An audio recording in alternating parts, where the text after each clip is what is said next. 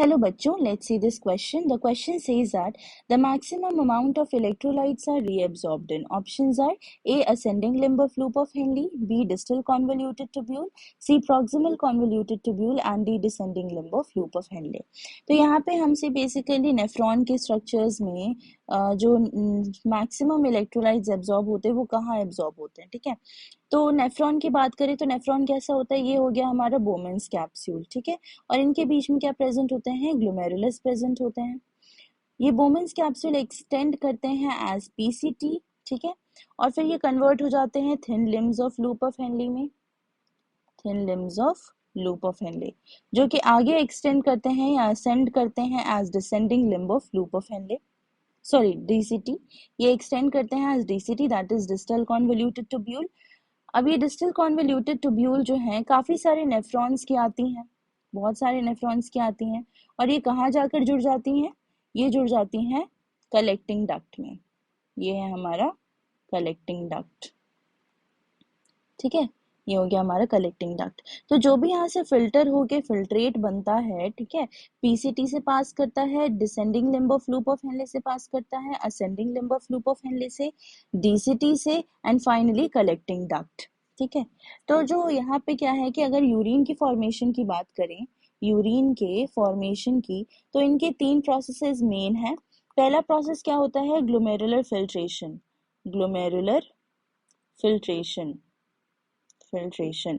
तो यहाँ पे हमने देखा कि ग्लोमेरुलस से फिल्टर होकर के जो भी फिल्ट्रेट आती है उसे हम क्या कहते हैं, ग्लोमेरुलर फिल्ट्रेशन। अब उसके बाद क्या होता है, उसके बाद होता है tubular reabsorption, tubular reabsorption.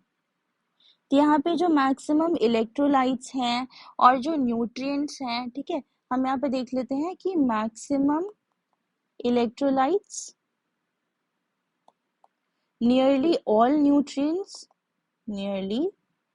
nutrients and 70 to 80% of electrolytes,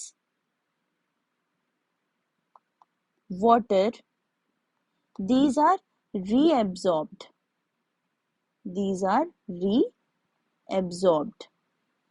by proximal convoluted tubule, proximal convoluted tubule।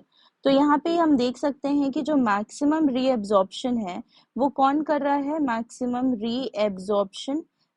Reabsorption कर रहा है पीसीटी। यहाँ पे सारे जो मैक्सिमम इलेक्ट्रोलाइट्स हैं, इन न्यूट्रिएंट्स हैं, तो ये सारे जो हैं पीसीटी एब्जॉर्ब कर रहे हैं। तो ये होता है ट्यूब्यूलर रीएब्जॉर्प्शन। थर्ड क्या होता है, थर्ड होता है ट्यूब्यूलर सिक्रीशन।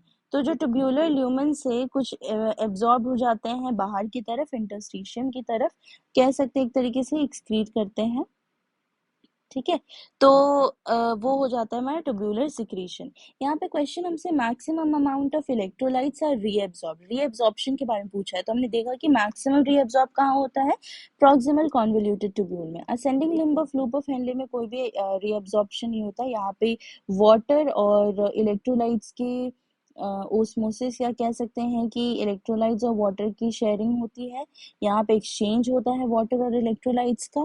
बी में क्या है, डिस्टल कॉन्वोल्यूटेड ट्यूब्यूल। यहाँ पे भी नियरली HCO3 माइनस का ही एब्जॉर्प्शन होता है और किसी का नहीं होता। डी की बात करें, descending limb of loop of Henley, तो यहाँ पे भी इलेक्ट्रोलाइट्स और वाटर का एक्सचेंज होता है। तो हमारे बाकी सारे ऑप्शन गलत है। हमारा करेक्ट ऑप्शन क्या है, C, that is proximal convoluted tubule. Hope you have understood the concept. All the best, thank you.